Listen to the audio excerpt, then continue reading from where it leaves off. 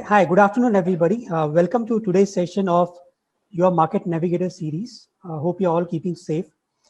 Today, we have with us Mr. Milind Bafna, who I'm sure all of you know very well. He's been with Aditya Birla Sun Life AMC for a very long time and doesn't need any introduction. So, welcome, Milind, to today's session. Thank you, Vinod. Good afternoon to you too. Yeah, thanks. So, Milind, what I thought we'll do is, we'll take the discussion in three steps. One, we'll start with the view on the overall economy and markets, look at a few sectors, and then get down to specific funds, which even our audience is interested in talking about. Yeah.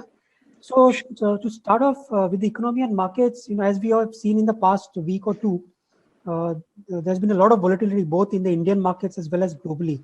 So, what is your analysis? Do you see any strength in the economy and the markets at this time? Yeah, Vinod. So markets have been pretty volatile. Even if you consider a span of say 1 year, you see a volatility. Even if you consider a span of 6 months, you see volatility. And even if you consider a span of 1 month, you see volatility in that parlance wherein every third day you have a feeling whether economy is growing, whether economy is shrinking, whether markets will grow, whether markets will shrink. Every third day you see something happening over China. Every third day something happening from Trump or from vaccine or COVID. So markets have been volatile in that parlance.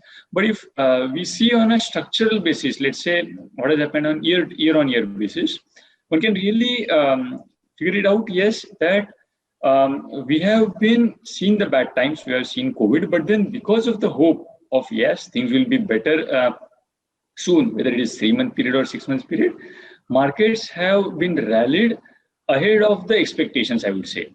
So ahead of the expectations that yes, restaurants will open, yes, flights will again go back, or even there will be again the same type of shoppings in mall or whether in your streets. Markets are expecting that things will be far better soon, and that's what we can figure it out. Say this way. And the strength, actually, we can see it this way also, that the strength is clearly visible in your currency. See, what reflects your nation is one, the currency, second, the inflation factor. You are still at a lower inflation, and of course, you have to be at a lower inflation because of this pandemic. But second, your currency being strong, people are now talking of even further strengthening of the currency. So that reflects our comparative strength vis-a-vis world. Okay. So essentially, we are saying that equity investments are forward-looking, and our expectations for the future are better than where we are at this point. And that may be one of the reasons why, for example, we are seeing P multiples at an elevated level. So what's your view? Like, do you see the P multiples expanding further from here? Yeah, Vinod. So again, we had seen some bad times in COVID, but if I leave that part apart, I mean, whatever has happened in COVID, let's forget this 2020, what has happened, and then think it over that what structural change happened in India. So if I remove 2020, all of a sudden I would realize that many industries want to come to India. Different sectors, we can talk it later when we discuss on sectors, as you mentioned, but different new type of industries, they want to come to India. Migration of companies from China to India. You have seen a plethora of industry benefits coming for, let's say, pharma or auto or textile. And all of a sudden people realize, yes, there is an opportunity. So like, as we say, every crisis brings you a new opportunity, every crisis. So all of a sudden, so one is the local business, what we are seeing, and secondly, the international business. Both of them are changing significantly. Now, in such scenario, what happens? Your internal economy becomes much stronger. See, all of a sudden, even government saved a lot of money in the 6-month period. Even we as an individual saved a lot of money in the 6-month period. And apart from saving, see, as a company, when I want to start a business in this country, what type of benefits do I get over here? So one is the reform benefits which government is giving, and secondly, as an individual consumption benefit which I am going. Now, for an economy to grow again, or for the P multiples, I would rather if I stick to your question, when the P multiples will expand, for the P multiples to expand, I should see earning growth visibility. And for those earning growth visibility, I need two big things. One, stability in government. So now in last 2 years, specifically, if you see, we have seen a chaos happening in multiple things. multiple facets of business, whether it is film industry, whether it is an NBFC industry, whether it is a banking, or whether it was a couple of scams came here and there. On all those facets, you saw government pretty strong, and they have come out with something which has incrementally given a better picture for the rest ones. Essentially means stable government. That's one, which is the essence of the business. Secondly, in this country, we have seen always a consumption-led growth. The mere size of the population, I mean, vis-a-vis China, and except for China, we are the largest, all of us know. But apart from the consumption now, we are seeing an export opportunity. So as a production, as a production house, if I want to start something, I should either sell in the own country or in the foreign land. With this further reforms going towards helping or facilitating industries to start exports, as well as aspiration levels of the local citizens, this will help new companies or the new businesses to put money in the country. Now, someone can argue on this platform itself, people can argue that this was there probably from 5 years or 6 years, probably 8 years also. Why is it now? So thing is, as we say that this crisis brought a new business in front of you, that yes, people can make masks out of cloth and they can sell the masks. And all of a sudden, you are seeing around 50 to 70 crores of masks getting manufactured, sold every 3 months. All of a sudden, an auto manufacturer thinking, yes, I can make a ventilator, I can sell that ventilator. And there are new ways by which these types of things are being made. Few of the people started big reforms in agriculture. Few of the companies, with the help of big reforms, started their own manufacturing facilities and exporting food and food grains, fruits, processing the fruits, selling spices in export markets too. So these new businesses have come up. So what happens with every such crisis? There is always a new opportunity. And if you look at that opportunity, you'll realize that a new type of business, like for example, now we will be exporting air conditioners, we'll be exporting TVs, fridge, refrigerators. We are now already in the export mode for many of the auto components, with Europe going down, couple of companies shifting from China to India, this chemical industry is going up. So all these industries, with an expectation that they would put a capex, your P multiples have to rise. So the same thing probably we have seen in China also. So in China also, we have seen first P multiples growing significantly, going to double digit, and then 20-25 times on a basic manufacturing industries or the age-old industries, and then you saw earning growth. So this is what happened from 1990s to 2010s or 12. So 20 years we saw this thing happened in China. Now, I might be wrong on the timing of the incident. It might start in 2020 or 2021 or 22. But directionally, we are becoming a next China for the world. Okay, great. So just to summarize for the benefit of our audience, what we are saying is we expect the economy to recover, and with a stable government and all the reforms that are being implemented, that should throw up more opportunities for various sectors and companies, which will lead to earnings growth. And that's why we expect the PE multiples also to expand. So thanks, Milind. So then the question comes, from many investors is, global markets, for example, in the US, the S&P 500 is at an all-time high. And even in India, for example, the Nifty or the Sensex are just 8 to 10% below their earlier peak.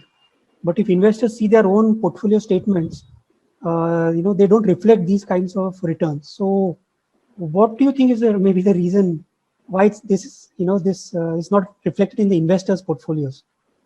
Yeah, absolutely correct. You're in fact bang on the point, because you as an investor, or me also, if I wear the hat of an investor, I would really feel that the markets have gone up. Why is not my mutual fund NAV? Why is still languishing? Even the fund which I am managing, it is almost 20-30% probably down from the peak. So why we are not able to get the benefit over there? So I'll put two parts to this theory. One part is whether the NAV is what we saw also, what we also seen in 2017 or 16 or so, whether there was a true reflection.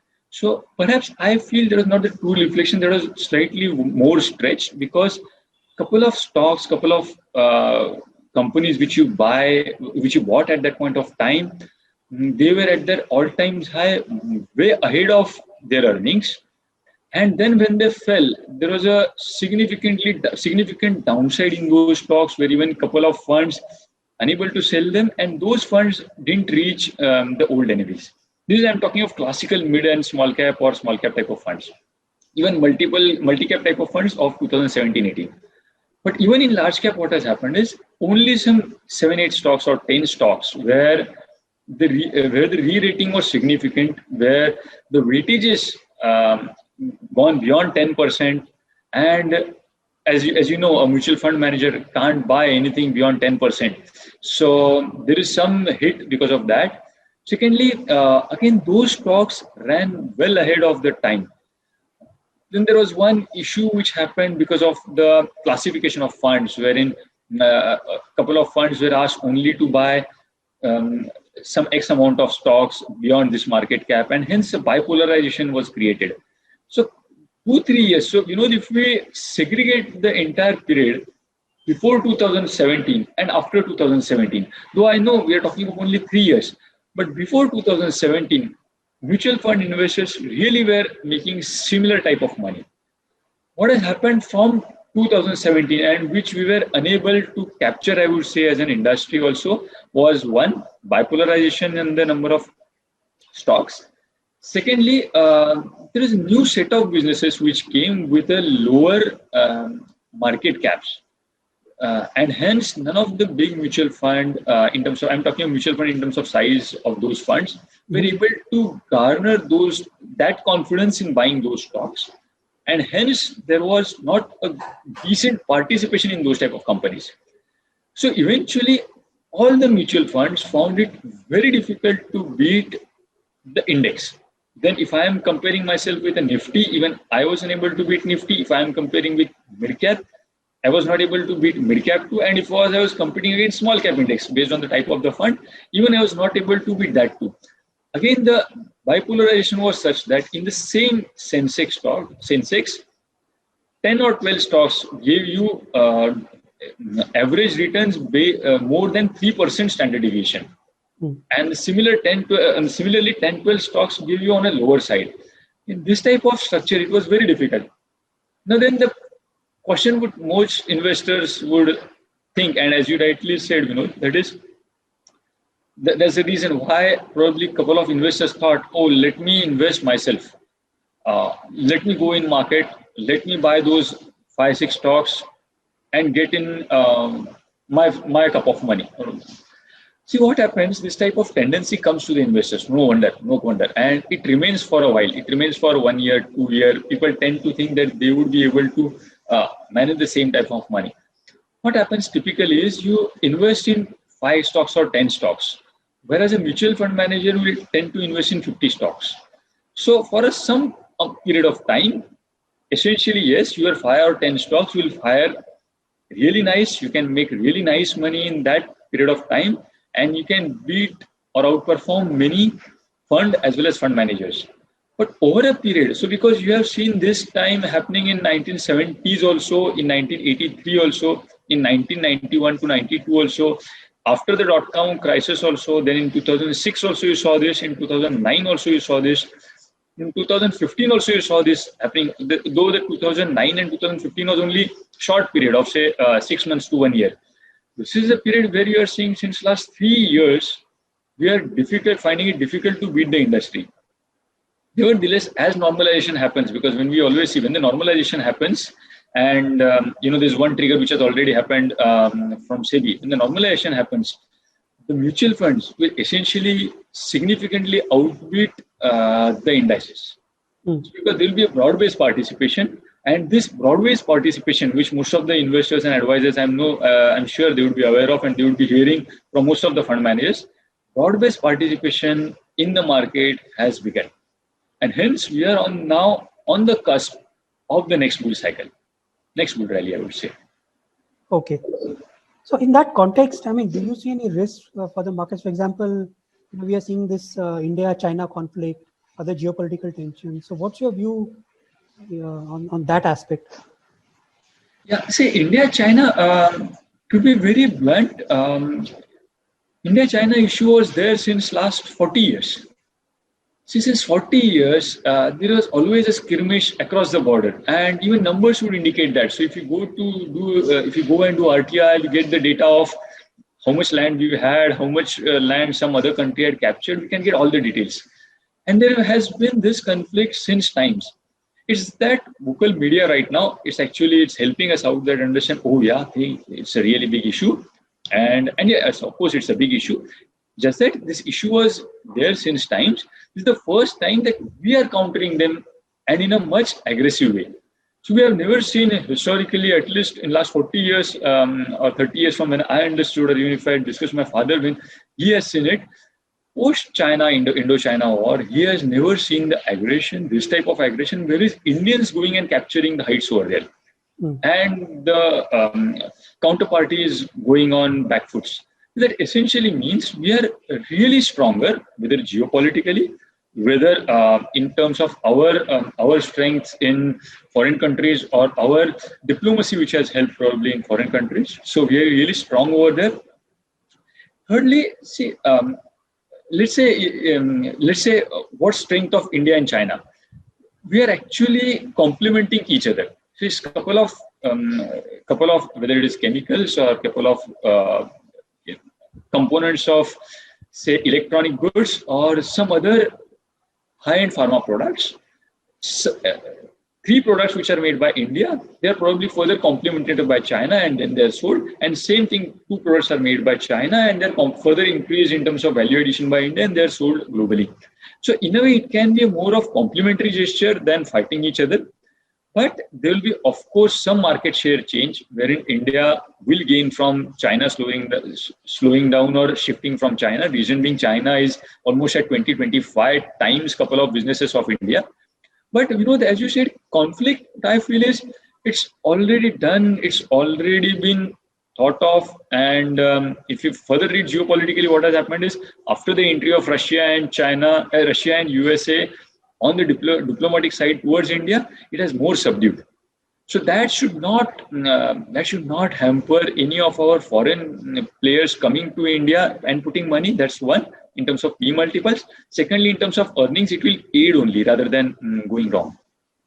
Okay, so sticking to that point, since you talked about, for example, some sectors benefiting from exports of, what's your view, in terms of exports, which sectors can benefit the most? What are some of the areas of interest? Yeah, so we have been really strong in textiles historically, but that was a very small sector, no doubt.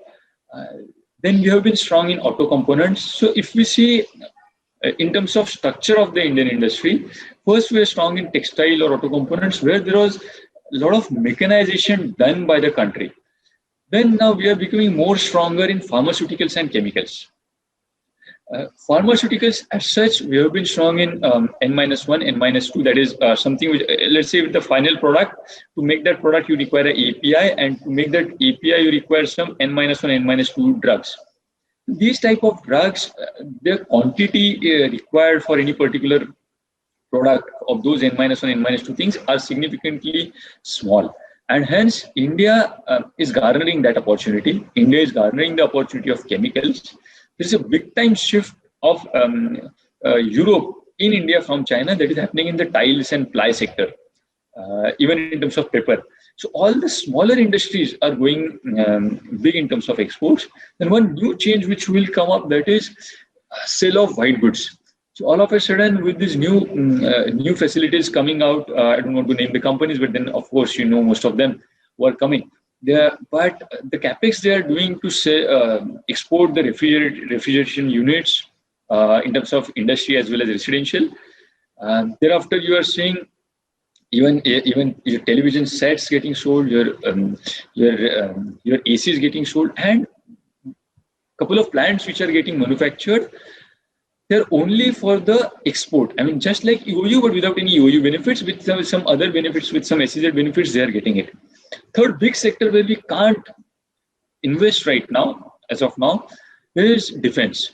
So India is getting significantly stronger in defense. So if you read between the lines, what's happening is India would become a defense hub of the world. So whether it is manufacturing of bullets or shells or pistols or rifles, or even in terms of say fighter planes or so. The new policy helps us to get more and more investment in defense. Now, whether it will happen this year or 3 year, 5 year, we don't know. But for the next 10 years, largest component, I mean, if you see point to point, the largest component or the largest change in the components which would be sold will be defense. This is the very big sector. As of now, we don't have any opportunities. But as soon as the opportunities come, you will see number of industries getting set up, coming with IPOs, equity raising, debt raising.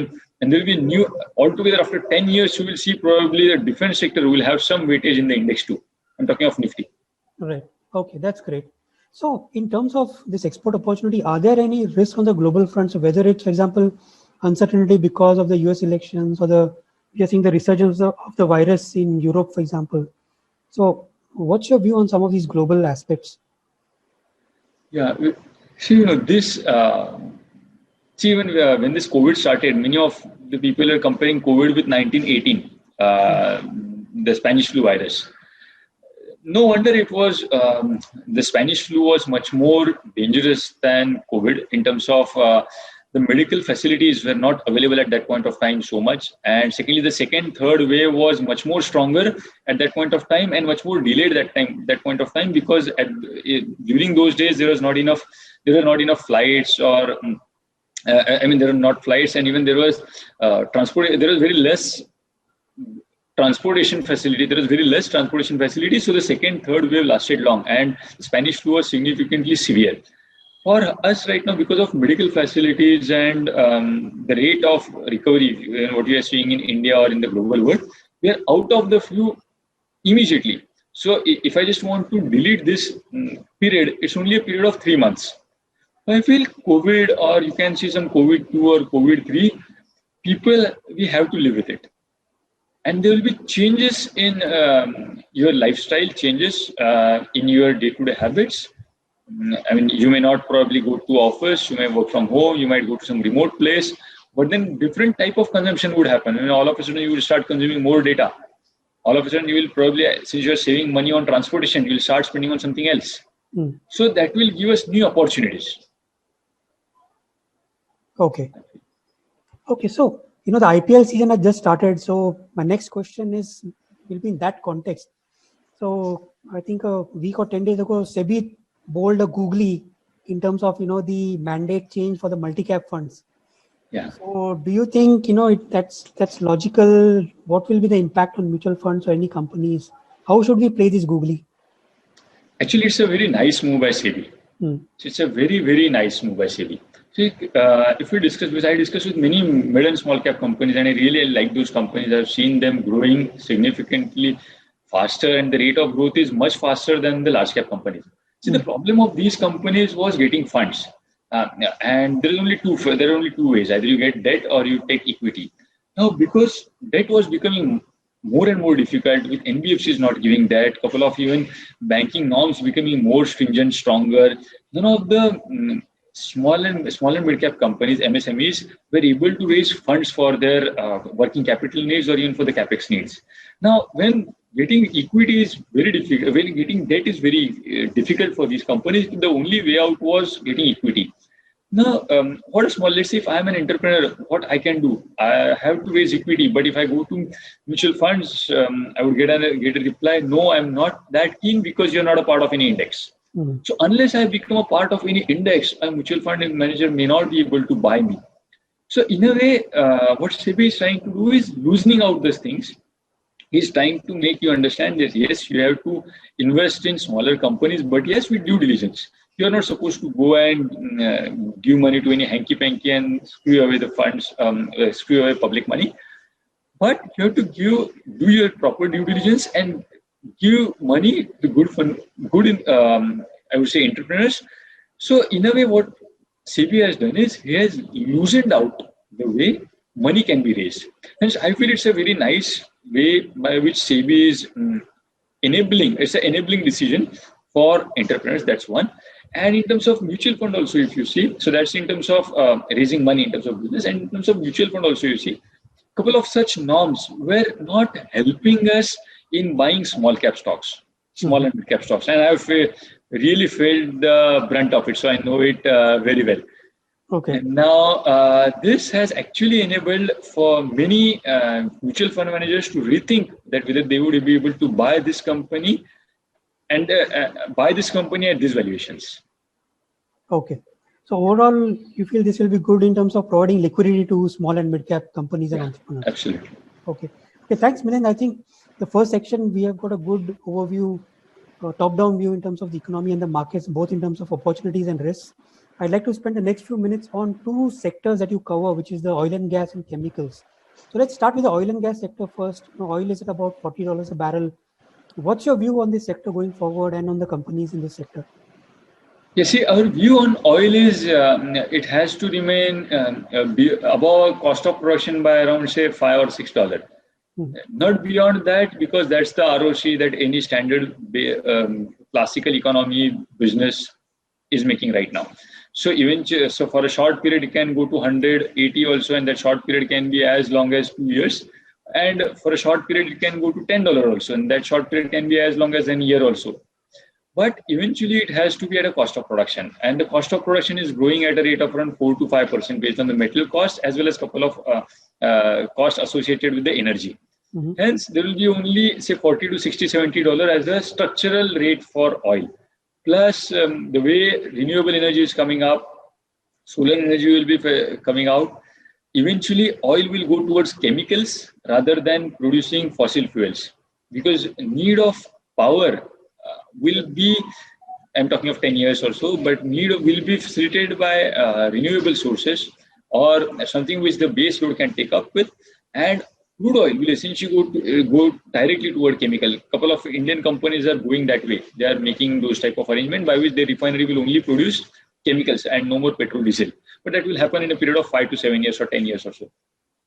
Okay. So that's about oil. And hence, if you talk about investment opportunities in the country, there are very few. Not to name those, but there are very few in the country. And I'm not a classical fan of buying any stocks as of now here. In terms of chemicals, which I cover, the market cap is very less.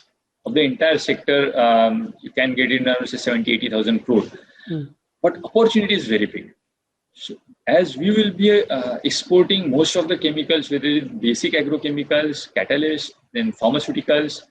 All of us here, wherever, I mean, now when you are speaking with me also, this laptop is made with set of chemicals, or even your headphone which you are using is made of chemicals. The color which you are looking at, when you're looking at the laptop, in the color which is black pigments, everything is made of chemicals. And who is making chemicals right now? So apart from China, India is the only one who is making chemicals.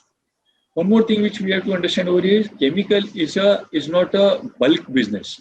It's a business which you have to make in smaller quantities, whether they're batch or it's not a crude or petrol production. Just small facilities, small factories, and there is a lot of technical know-how which Indians do have.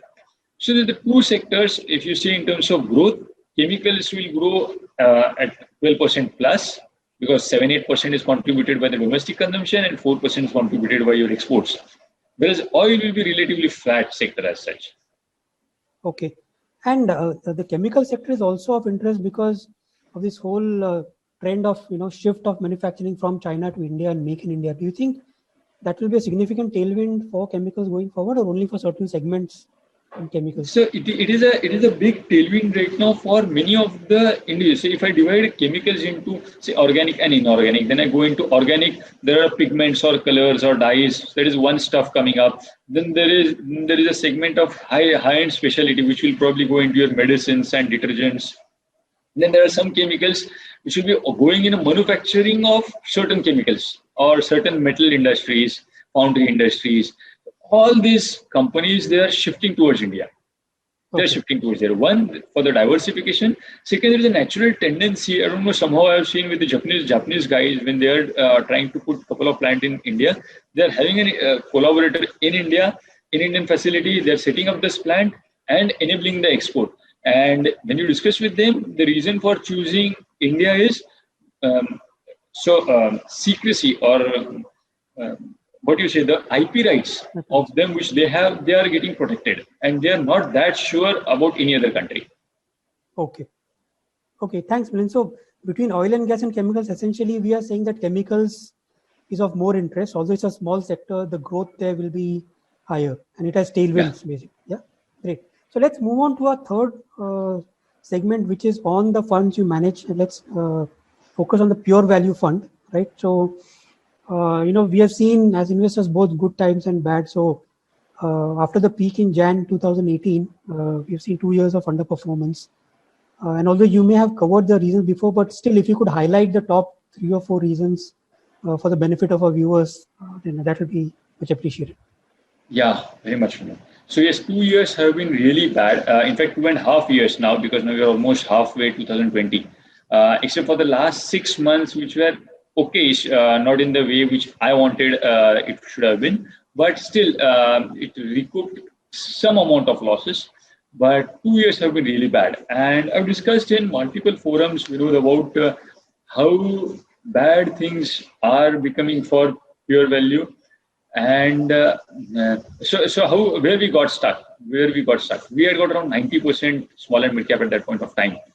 And those 90% we were unable to sell at any prices because it was a big correction in small and mid cap. And as I said, because of the classification which has happened in small and mid cap companies, there is a bipolarization. And because of this bipolarization, I was unable to sell many stocks. So that was a history in terms of what happened in small and mid cap companies.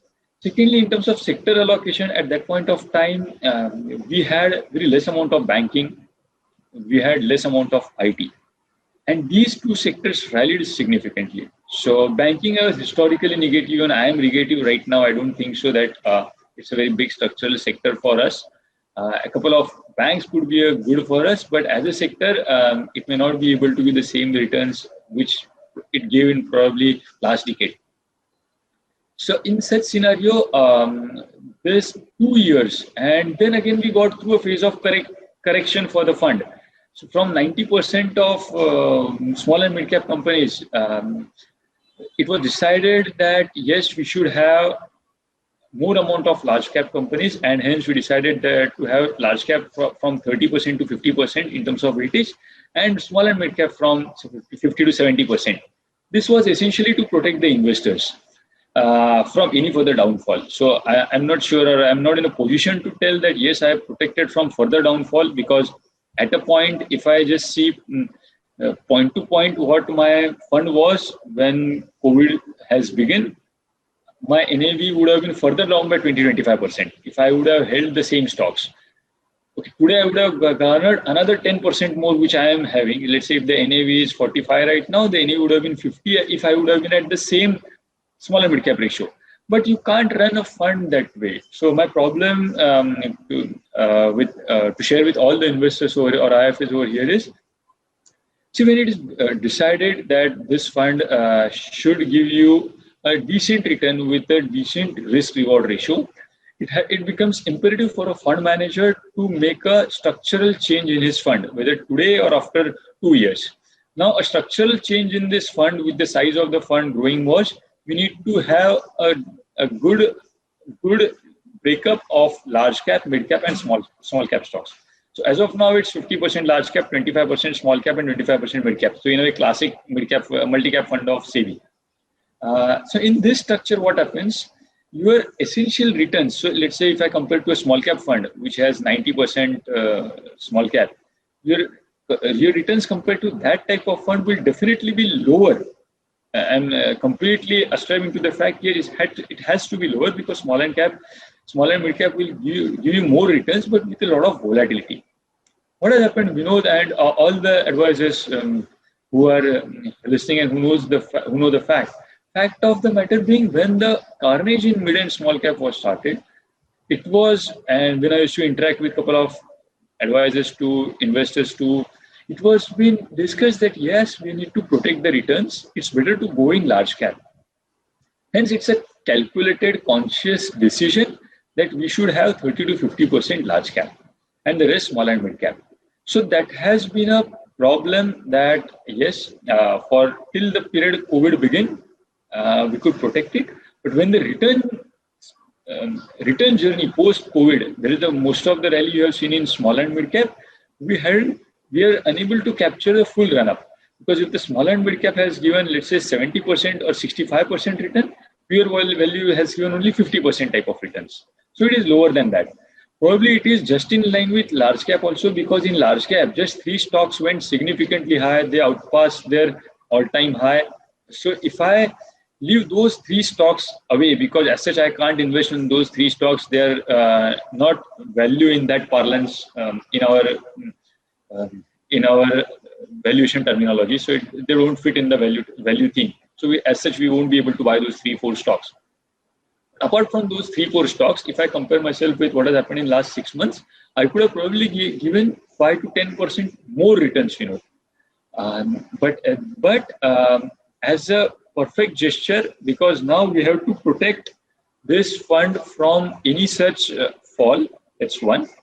I should not talk about the competition, but if you ask me, can I stay with this type of fund in quartile 1, quartile 2? Yes, I can stay in quartile 1, quartile 2. But can this fund give you phenomenally different returns? My answer is no. Because for you to give phenomenally better returns, splendid returns, wherein, like I remember in 2014, we gave some 100% return. In 2017, we gave 65% return. And this 2017, all the returns gone away just by 1 year period. In 1.5 year, we lost everything, what we made in, say, 3 or 4 years. So can we give that 1 year return? No, we can't give that 1 year return. But if you ask me, can you give me structurally good return over, say, 4 years, 5 year period? Now, one more reason, which had happened, as you asked me that what has happened in pure value fund in terms of what has gone wrong. One thing which has gone wrong is we have seen a couple of accidents in our fund. With the accidents wherein we as a fund used to have high conviction bets, whether it is, say, companies like, and because of some issues, there is a fall, whether it is in companies like oil marketing companies, there is a fall. Then the issues came in companies like Yes Bank, then the NBFC crisis. So as a house, we had a fall. And as a part of it. So apart from these accidents and the structural call which we were unable to take, we were unable to unravel the entire small cap portfolio we had. We had seen a bad period in last 2 years. Going forward from here, because I understand that will probably be the next question, and I try to combine the same because that's my problem. Whenever I start, I just try to. Just to interrupt you, Milind, there are some requests that we should speak in Hindi. So if you are okay, please switch to Hindi. अगर आप समझते, ठीक है. तो हम अभी हिंदी में बात करते हैं. So जैसे आपने पिछले 2 साल का एक्सप्लेन किया, अभी आपने कोई स्ट्रेटजी में चेंज किया है, प्रोसेस में चेंज किया या इन्वेस्टमेंट फिलोसफी में कोई चेंज किया है? अगर आप वो बात कर सकते तो. तो एक जो चेंज हुआ है, one change which has happened, एक जो चेंज हुआ है that is small and mid cap का वेटेज. इन टर्म्स ऑफ इसमें कितना वेटेज रखना है वो हम लोगों ने 50% पे डिसाइड किया, 50 to 70. दूसरा एक स्ट्रक्चरल चेंज जो हुआ है that is we are back to the philosophy of investing in all sectors and rather than not taking a skewed risk. So if you remember, at a point of time, I used to have, मेरे पास 0% banking हुआ करता था. I never used to like this sector because I always used to feel that कि इसमें structural problem है, ये sector हमें consistently return नहीं दे पाएगा. But then कुछ समय ऐसा आता है जब आपको ये आउट परफॉर्मेंस बैंकिंग को बीट करने के लिए दूसरे कोई स्टॉक्स नहीं है, तो हमें बैंकिंग में इन्वेस्ट करना पड़ेगा. इसी तरीके से टू अवॉइड द रिस्क हम लोगों ने हमने बैंकिंग इन प्योर वैल्यू हमने बैंकिंग में भी एक रिस्क कंप्लायंस के हिसाब से अगर 13% वेट रखना है, 30% वेट है तो कम से कम 13 to 18% वेट रखना है. इस तरीके से इसे रिस्क कंप्लायंट बना दिया. इस वजह से क्या हो गया, अब ये फंड एक ढांचे के अंदर चलेगा. मान लीजिए 13 से 18% बैंकिंग रखना है तो इतना रखना ही है, 7 से 14% अगर आईटी रखना है तो इतना रखना ही है.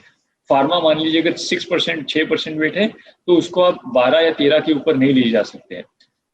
सो 6 महीने जो आए हैं, ये जैसे मैंने कहा विनोद एंड काफी एडवाइजर्स जो देख रहे होंगे या उन्होंने देखा होगा, बट जो स्ट्रक्चरली हमें चाहिए कि यही रिटर्न दोबारा भी आ सके और गलतियां ना हो. ये कल उठ के अगर कुछ भी, जैसे हम तो देख रहे कि अनसर्टेनिटीज है, हमें लगता है कि अनसर्टेनिटीज हम ओवरकम भी कर लेंगे, पर अगर किसी कारणवश ऐसे हुआ कि हम अनसर्टेनिटीज ओवरकम नहीं कर पाए और ग्लोबल से मेल्टडाउन हुआ, तो इस वजह से यही एनएवी प्रोटेक्ट करना बहुत जरूरी हो जाएगा। और एज ए इन्वेस्टर हमें लगता है काफी समय पे कि अरे एज ए फंड मैनेजर आप क्यों नहीं चेंज कर सकते हो।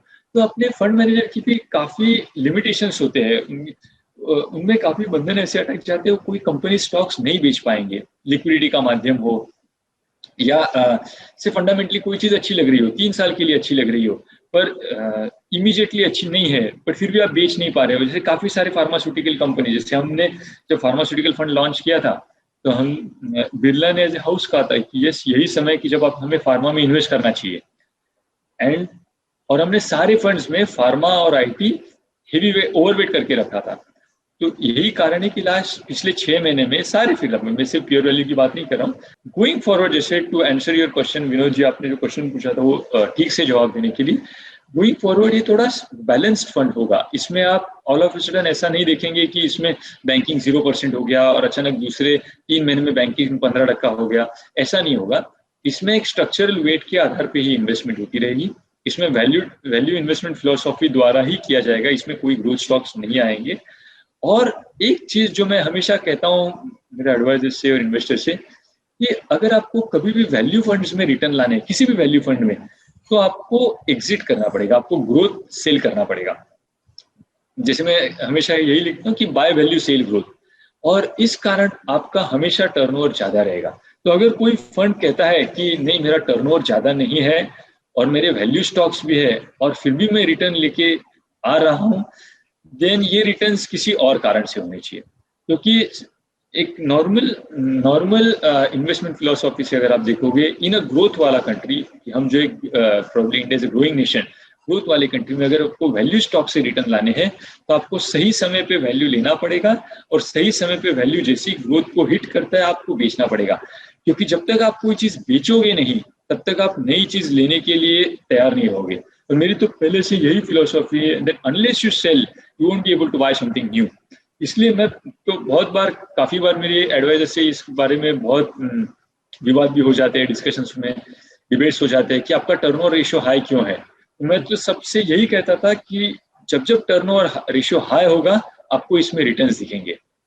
अगर आप पिछले 7 साल का अनुभव भी देखेंगे, जब जिस क्वार्टर में इसका टर्नओवर हाई रहा होगा आपको इस क्वार्टर में आउट परफॉर्मेंस ज्यादा दिखा होगा।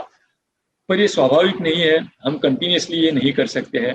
और आज अब जो ढांचा हम लोग जो रख रहे हैं कि जिसमें 50% लार्ज कैप, 25% मिड कैप और 25% स्मॉल कैप, या तो स्मॉल एंड मिड कैप का वेरिएशन होता रहेगा, इस ढांचे के अंदर हम सिर्फ लार्ज कैप में आपको टर्नओवर होता हुआ दिखेगा। जैसे मान लीजिए अगर मेटल्स वैल्यू सेक्टर बन गया है तो हम लोग Tata steel, NMDC, Hindalco, JSPL सारी कंपनीज लेके पूरे मेटल्स में इन्वेस्ट कर देंगे, बट एक समय सही आने पर इसको बेच भी देंगे और वही सारा स्टॉक्स आपका टाटा स्टील, टाटा मोटर्स में कन्वर्ट होता हुआ दिखेगा।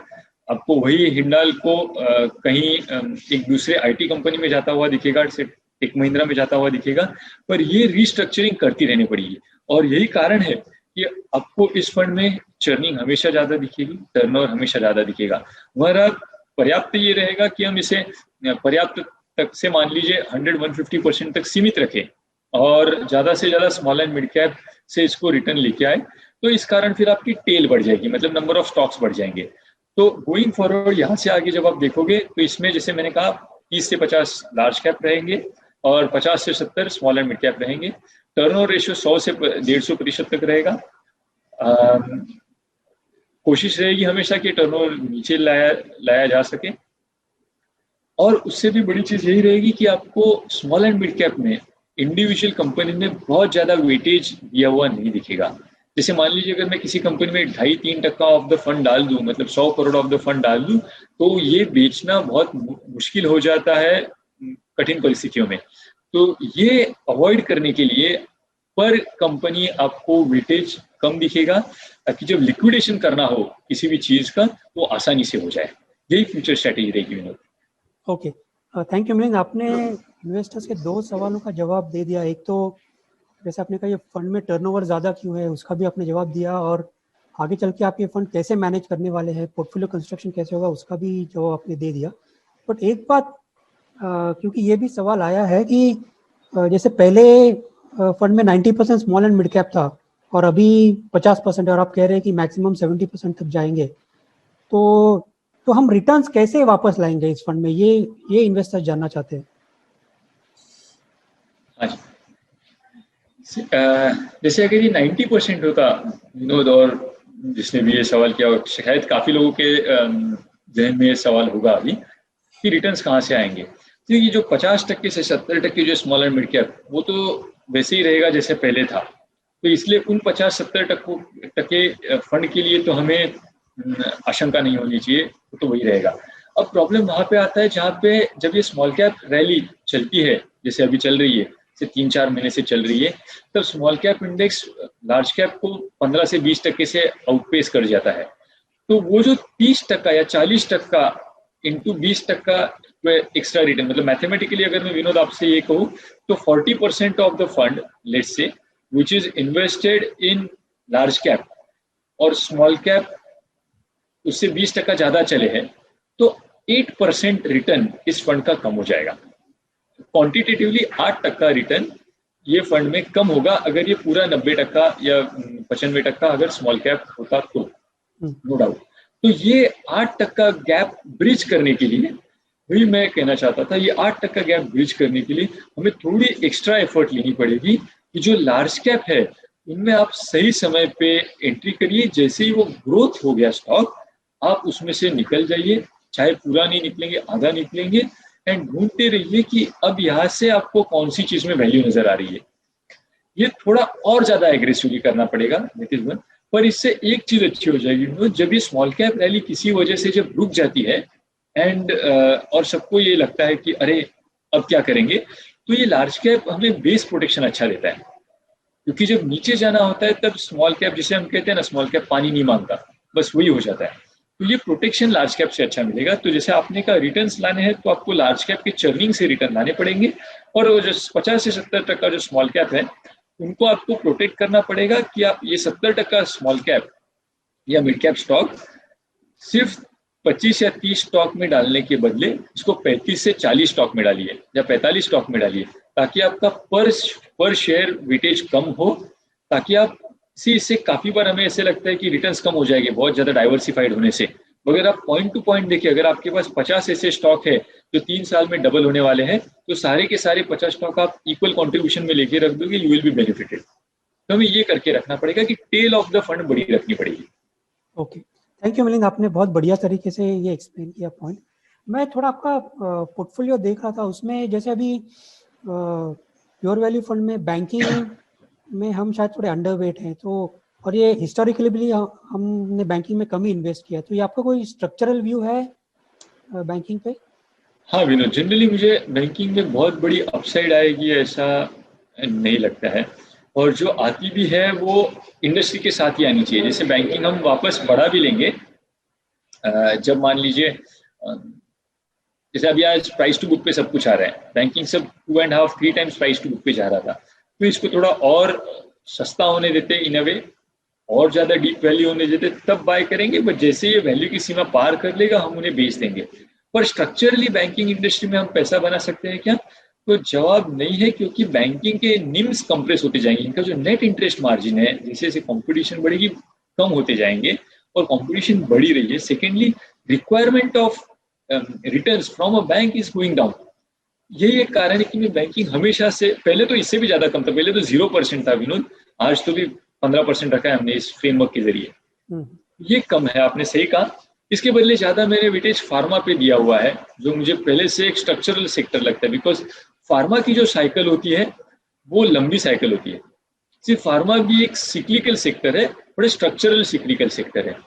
सिक्लिकल इसलिए कह रहा हूँ, फार्मा का एक प्रोसेस होता है कि जब आपके यूएस एफडीए से कहो या इंटरनल सब जगह से आपको ऑब्जर्वेशंस आते रहते हैं इन टर्म्स ऑफ कि ये कंपनी या ये प्लांट सेफ नहीं है चलाने के लिए, और आपको उसमें ऑब्जर्वेशन ऐसे आता है कि अभी आपके प्लांट या ये प्रोडक्ट नहीं बेच सकोगे। और ऐसे तरीके से एक डी साइकिल होता है, जब आपका total volume of the tablets which you sell comes down. जो हमारे यहाँ पे चल रहा था 2013 से लेके आप देखोगे तो अप्रूवल्स नए नहीं आ रहे थे, तो इसे कैसे ढूंढना चाहिए? Total number of approvals versus total number of rejections.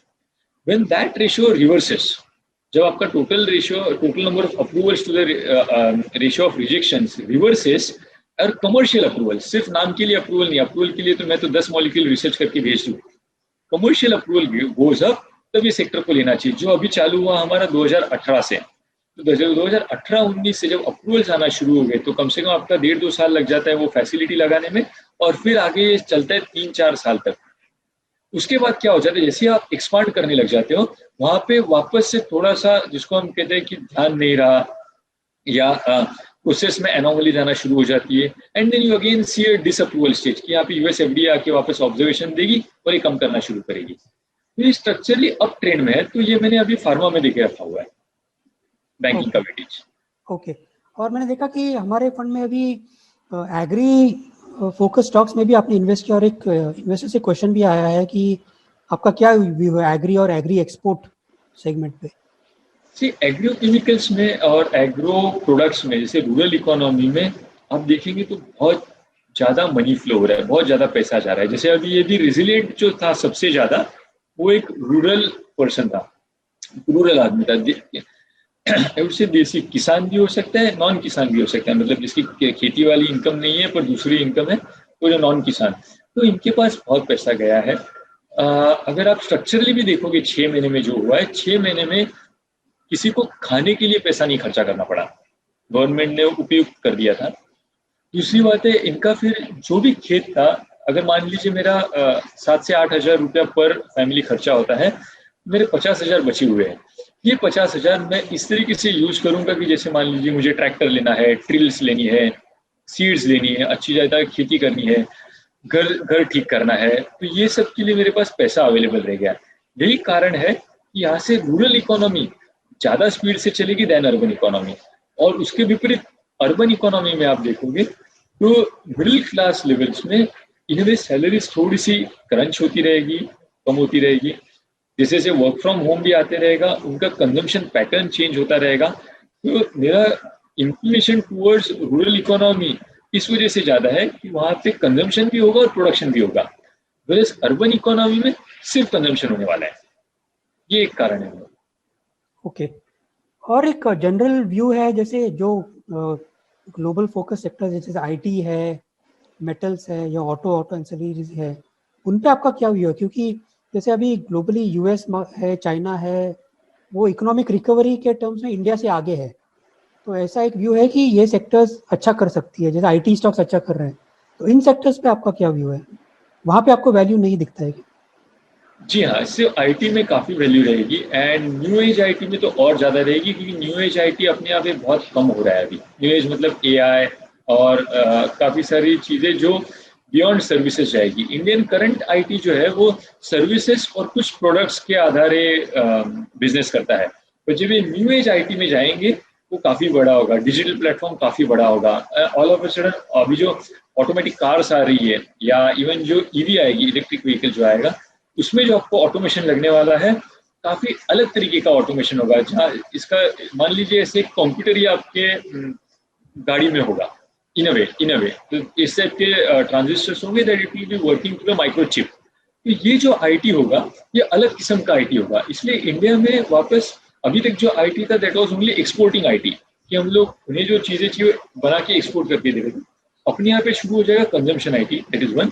Second is the digital economy. Third, ये सारी जो आईटी कंपनी है, ये जैसे अभी तक ये आप एक क्लासिकल चेंज होगा देखा होगा अगर अप्रोच में, जब जब यूएस इलेक्शन आती थी तब हमेशा ऐसे आता था, नहीं हम वीजा बंद कर देंगे, हम और कुछ चीजें कर देंगे ताकि लोकल्स को सपोर्ट हो। तो कॉन्ट्रेरी इस इलेक्शन के समय यूएस में ऐसा कहा जा रहा है कि, और या ये सपोर्ट किया जा रहा है कि इंडियंस का वोट मिलता रहे।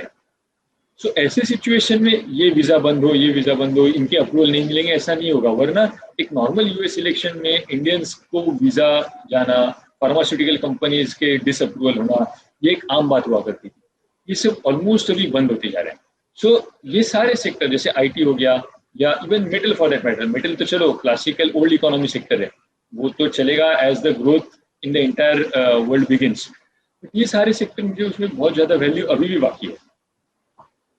ओके, और एक सवाल आया है, ये वैल्यू वर्सेस ग्रोथ डिबेट पे जो अभी चल रहा है। जैसे यूएस में अब तक सब growth stock, tech stocks, health care stocks अच्छा कर रहे थे, लेकिन अभी पिछले 1-2 हफ्तों में हमने देखा कि थोड़ा मार्केट ब्रॉडनिंग हुआ है वहाँ पे और थोड़ा वैल्यू ओरिएंटेड स्टॉक्स चल रहे हैं। तो आपका इस वैल्यू वर्सेस ग्रोथ डिबेट पे क्या व्यू है, आगे क्या हो सकता है? Actually, value, and investors, my friends, value always terminate into growth. Eventually value को आपको ग्रोथ में एंड करना है और फिर वो एक विशिष्ट अमाउंट से ग्रो होती रहेगी। तो डिपेंड करता है हम वैल्यू को कैसे डिफाइन करें। जैसे फेसबुक में भी वैल्यू है और गूगल में भी वैल्यू है, क्योंकि उसमें ब्रांड की वैल्यू है। That is one. दूसरा एक मोनोपोली वैल्यू है कि कैन आई रिप्लेस गूगल, कि अगर जैसे मैं इंटरनेट एक्सप्लोरर खोलूँ तो अगर मुझे गूगल ही आना है पहले, जैसे हमें बताए 99.3% people use google.com when they go to Internet Explorer. सबसे पहले हम गूगल, भले मुझे अगर मेरे कंपनी की भी वेबसाइट डालनी हो, पहले मैं समहाउ गूगल डालता हूँ। क्यों डालता हूँ पता नहीं, बट मैं डालता हूँ। तो इस तरीके का जो स्वभाव हो चुका है, तो that is a Google, that means having a monopoly value. और इवन जैसे अमेजोन हो गया, उबर हो गया, these are the stocks, they have a brand value. तो एक तो ये हो गई जो ब्रांड वैल्यू, और हो गया ग्रोथ। जब हम ये डिफरेंशिएशन देखते हैं कि वैल्यू वर्सेस ग्रोथ का, जब कुछ इंडियन कंपनीज होगी कि जो ग्रो ही 25% से कर रही है ग्लोबली या इंडिया में, तो that is a classical growth stock. But value ऐसे होता है, जैसे मान लीजिए अगर मैं किसी एक सेक्टर का अगर वैल्यू वर्सेस ग्रोथ एक्सप्लेन करना चाहूँ, तो मान लीजिए एक कंपनी जैसे मेटल कंपनी जो अपने यहाँ पे थी, जिनका डेट उनके मार्केट कैप से 6 गुना है, 5 गुना है, जो कि अभी था 2 साल पहले। तो ऐसे समय पे क्या होता है, जब मेटल प्राइसेस आपके 10% से भी बढ़ जाती है, आपका ईबिटा सीधा डबल हो जाता है।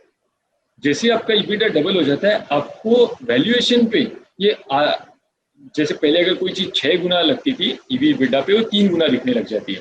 तो दैट इज अ वैल्यू।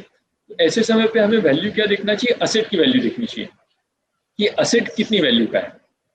सो अलग अलग माध्यम है, अलग अलग मेथड्स है। जैसे हम लोगों ने 8 कैटेगरीज में वैल्यू अपनी डिफाइन करके रखी हुई है। तो जो भी कंपनी इनमें से 4 या 3 इसमें कैटेगराइज होती है, हम उसे वैल्यू कंपनी करके बाय करते हैं, और जैसे वो बियॉन्ड उस कैटेगरी के चली गई, हम उसको ग्रोथ करके सेल कर देते हैं। इस प्रकार से हम कर रहे हैं।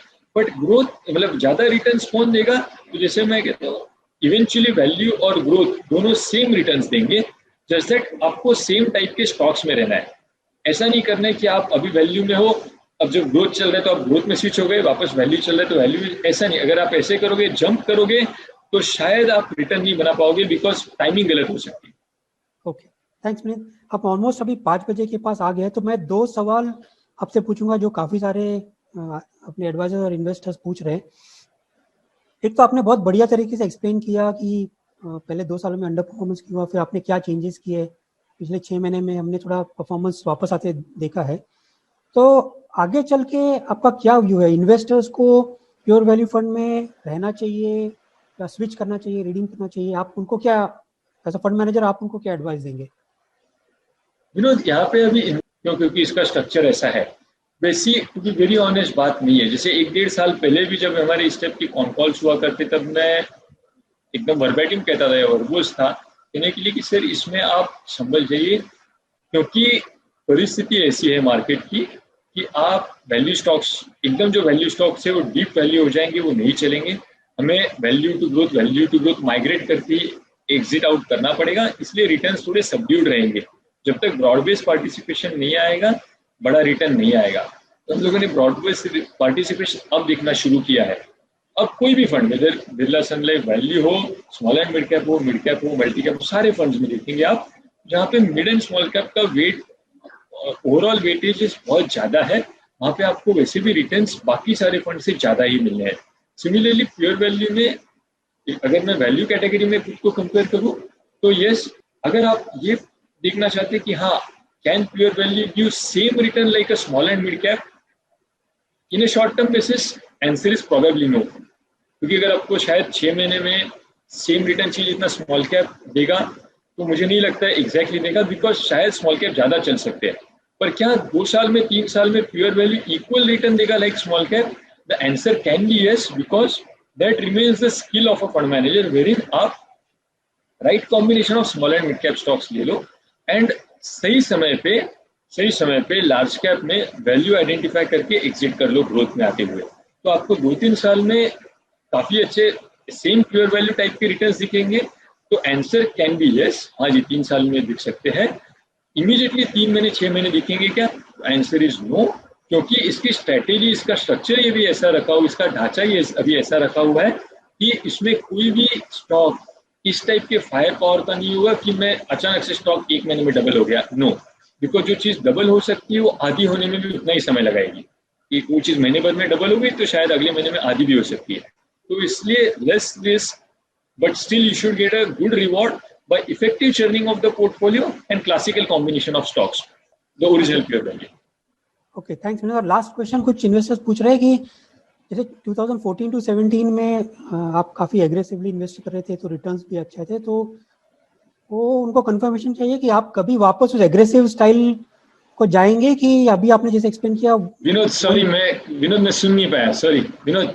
हाँ, कुछ इन्वेस्टर्स पूछ रहे हैं कि जैसे 2014 टू 17 में जो थोड़ा एग्रेसिव स्टाइल आपने फॉलो किया था उससे रिटर्न्स अच्छे आए थे, तो अभी आप कह रहे हैं कि वापस आप उस एग्रेसिव स्टाइल को नहीं जाने वाले हैं। आपने जैसे एक्सप्लेन किया अभी, थोड़ा आपका इन्वेस्टमेंट स्टाइल थोड़ा अलग होने वाला है, वो कंफर्म करना चाहते हैं कि क्या वापस? ऐसी बात नहीं है विनोद, ऐसी बात नहीं है। अगेन फॉर द इन्वेस्टर्स, अगर मेरा कम्युनिकेशन में वापस से ठीक से करता हूँ, अगर वो थोड़ा अलग लगा होगा तो ये 50 to 70% स्मॉल कैप जो है वो वेटेज वैसा ही रहेगा, वो एग्रेसिवली ही रहेगा in terms of tails. In fact वो तो और एग्रेसिव इसलिए हो जाएगी क्योंकि पहले हम मान लीजिए 30 स्टॉक में रखते थे, तो अभी 50 स्टॉक में रखेंगे कि जो इक्वली आपको सिमिलर टाइप ऑफ रिटर्न दे सके, रादर देन रिस्किंग। जैसे मान लो काफी सारे स्टॉक, आप इन्वेस्टर्स को तो पता होंगे, काफी सारे स्टॉक उसमें 2-2.5% भी थे जो बिक ही नहीं पाए। तो टू अवॉइड दैट आपको थोड़ी और मेहनत करनी पड़ेगी। पहले आप 30 स्टॉक पे काम करते थे, अब आप 50 स्टॉक पे काम करना पड़ेगा। That is in the small cap portfolio. दूसरा, जो लार्ज कैप आपको 30 से 50% जो रखना है, उसमें आपको कैटेगरिकली वही करना है जो प्योर वैल्यू पहले करता था। प्योर वैल्यू पहले हमेशा एग्रेसिव वेट लेता था इन लार्ज कैप, वेरिन आप सेक्टर्स चर्न कर लेते थे और स्टॉक्स भी चर्न कर लेते थे। पर टू अवॉइड रिस्क अब मुझे सेक्टर चर्न नहीं करना है, क्योंकि जो मैंडेट भी इसका है कि अब इसको सेक्टर ज्यादा चर्न नहीं करना है। जैसे अगर आप मुझे कहोगे कि बैंकिंग जीरो करना है, तो जवाब बैंकिंग जीरो नहीं करना है। आईटी इसको 25% करना है, तो आईटी 25% नहीं करना है, दोनों के बीच में रहेगा। पर बैंकिंग में भी आपको सिर्फ विनर में पैसा लगाना है, आईटी में भी सिर्फ विनर में पैसा लगाना है। पहले ऐसे था कि आईटी अगर चल रहा है तो मैं आईटी के 7 स्टॉक ले लूं ताकि सब कुछ थोड़ा थोड़ा चलेंगे, तो नहीं, ऐसा नहीं। अब आपको थोड़ा और ज्यादा काम करना है। आपको बैंकिंग में भी जो बहुत कम गिरेगा वही रखना है, ताकि जब रिकवरी आएगी बैंकिंग में, तो जब आईटी सपोर्ट नहीं करेगा तब आपको बैंकिंग सपोर्ट देगा। तो ये फंड उतना ही एग्रेसिव होगा, या तो मुझे ऐसा कहना पड़ेगा कि इसको मुझे ज्यादा एग्रेशन लाना पड़ेगा to get the previous returns. Okay, thank you Milind, आपने बहुत बढ़िया तरीके से सब एक्सप्लेन किया, टॉप डाउन व्यू भी एक्सप्लेन किया, सेक्टोरल भी एक्सप्लेन किया, और प्योर वैल्यू फंड भी हमने बहुत डिटेल तरीके से कवर किया है। अनफॉर्चुनेटली बाकी के भी टॉपिक्स थे और काफ़ी सारे दूसरे क्वेश्चंस भी आए हैं इन्वेस्टर्स और आईएफए से, but already we are run out of time, और हमें शायद एक फॉलोअप सेशन आपके साथ अरेंज करना पड़ेगा ये बाकी के टॉपिक्स और क्वेश्चंस के लिए। लेकिन आज इस सेशन पे आने के लिए बहुत धन्यवाद, थैंक यू। और सभी हमारे जो इन्वेस्टर्स और एडवाइजर फ्रेंड्स हैं उनका भी धन्यवाद। Thank you for attending this session and we will see you next week. Thanks a lot. Thank you, धन्यवाद। सुरक्षित रहिए, स्वस्थ रहिए सब। Thank you. Thank you.